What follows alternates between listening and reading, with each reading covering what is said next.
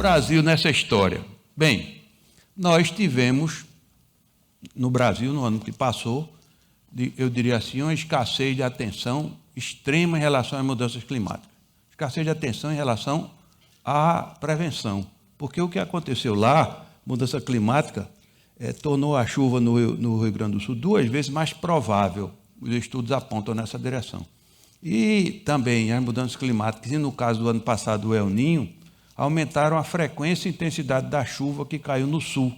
E uma coisa curiosa é que esse mesmo movimento que está aí, quer dizer, a umidade vem do extremo norte, né?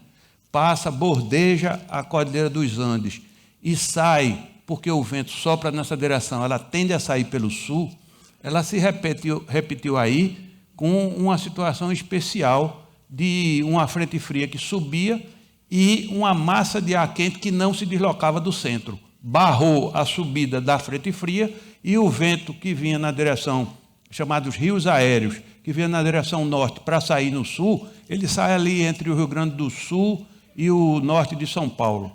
Ele sai naquela direção.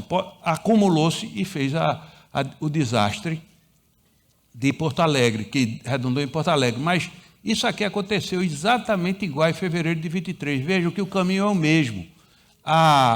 O vento empurra as nuvens, chamados rios aéreos, eles esbarram na Cordilheira dos Andes, contornam a Cordilheira dos Andes e vão sair no sudeste, quando encontram as frentes frias ou as massas polares ou as massas quentes. Então, é naquela região que se dá isso. Com a intensidade das mudanças climáticas, veja o que aconteceu. Em Bertioga, em fevereiro de 23, choveu em 24 horas 683 milímetros. 683 milímetros é um terço do que chove no Recife o ano inteiro, num dia, em Bertioga. Dissolveu todas aquelas encostas lá. Mesma coisa com São Sebastião, Ilhabela, Ubatuba, e lá, vou voltar um pouco aqui para mostrar, lá, o que aconteceu em Santa Maria, 533, em Caxias do Sul, 430.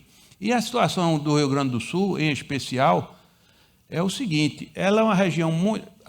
Houve um grande derramamento basáltico em eras muito anteriores, e isso tornou o relevo do Rio Grande do Sul uma convergência de rios para a Lagoa Guaíba. Aí o que é que acontece? Todos os rios praticamente do Rio Grande do Sul descem a serra ou vão pelo vale, desembocam na lagoa, no Lago Guaíba, e sem uma saída lá no fim, aqui em Rio Grande. Então, tudo isso criou a catástrofe, aquela catástrofe que nós vimos, estarrecidos, que aconteceu no Rio Grande do Sul, talvez a maior da história.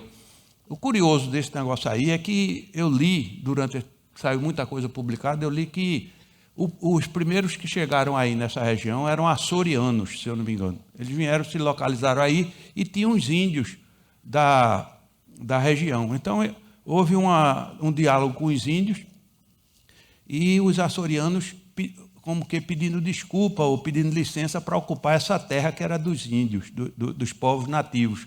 Aí diz que o chefe lá disse, não, essa terra não é da gente, não, essa terra é da água. Quer dizer, eles já sabiam o que é que acontecia aí. Tudo converge para a Lagoa dos Patos. Então, além do que, houve uma irresponsabilidade apontada pelos estudiosos, inclusive esse arquiteto aqui, professor da Universidade do Rio Grande do Sul, que ele diz, não tenho dúvida que o dever de casa não foi feito. O que deveria ter sido bem feito era o arroz com feijão. Se tivessem dado manutenção correta no sistema de proteção contra as cheias, são 68 quilômetros de diques, 2 quilômetros de muro e portão, se tivessem blindado as casas de bombeamento, de 2023 para cá, nenhuma gota d'água teria entrado, e é por isso que eu sou a favor de uma responsabilização. Todavia, isso caiu no vazio e o próprio prefeito foi reeleito. O Brasil, aí há água demais no sul. Eu digo que o drama climático é esse. E faltando água em outras regiões, com o Brasil a maior seca da história registrada. A gente vê aí pelo gráfico. O que é que acontece? O CEMADEM mostra aonde o período em vermelho é onde tem menos água e a seca é maior. É justamente nessa época mais recente, porque a temperatura está aumentando no mundo. O mundo registra o dia mais quente, mais um dia mais quente, já visto segundo o Observatório Europeu. Vejam a curiosidade, o sistema é o mesmo. É o Oceano Atlântico soprando ar quente e úmido, que resvala na Cordilheira dos Andes e sai pelo sul. Essa é a dinâmica que precisa ser considerada, inclusive porque ela traz umidade para o sul.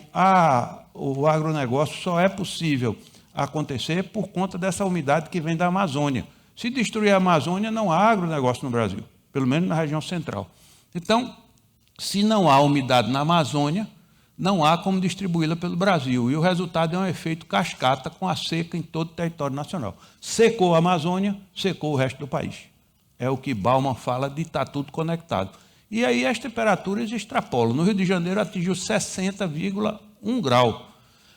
A sensação térmica, né? Registrado recorde de sensação térmica. Isso foi antes e logo depois 62,3 de sensação térmica como recorde.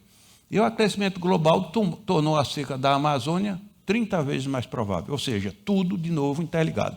E aí com impactos sobre o clima, porque a lógica é essa aí, aquecimento do Atlântico Norte, o El Niño que acentuou, e toda a região seca do extremo norte se propaga para o restante do Brasil. Está aí o Xingu, em março de 2024, e o próprio Xingu, em setembro, na mesma posição, em 2024. As fotos são dramáticas, né? E, no meio disso, na maior seca, o Brasil pega fogo.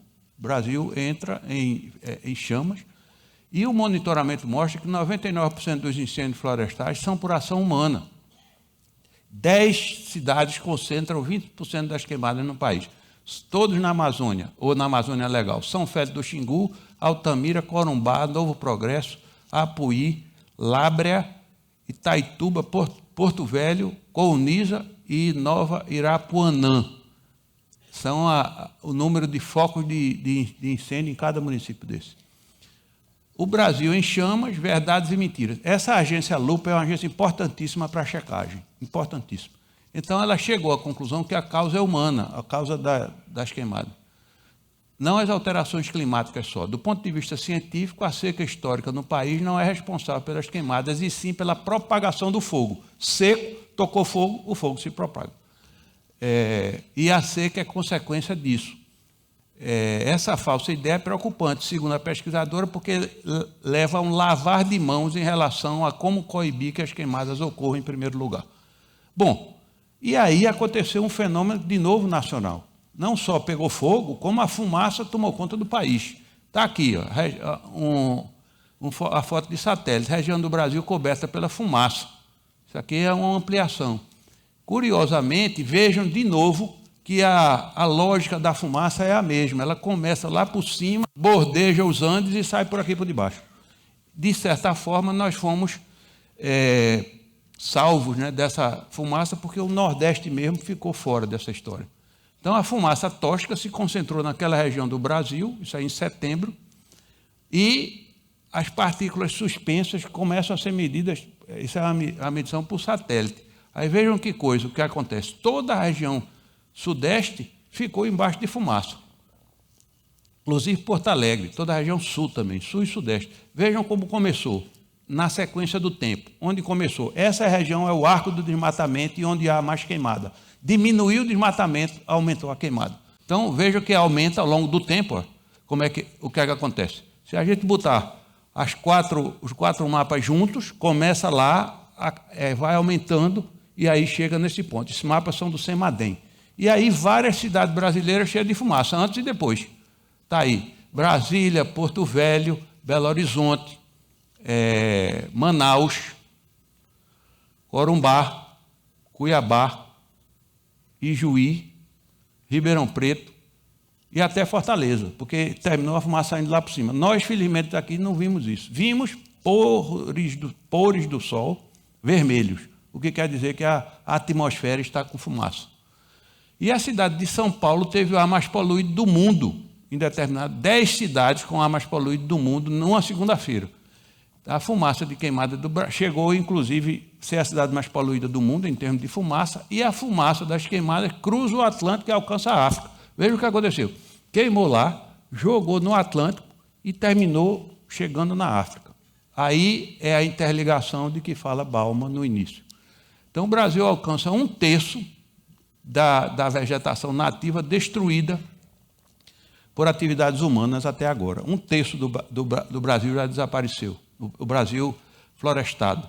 E o estudo diz que a disponibilidade de água no Brasil pode diminuir em 40% até 2040. Tudo isso é aquecimento global, menos água no lugar onde precisa água e excesso de água no lugar onde não precisa.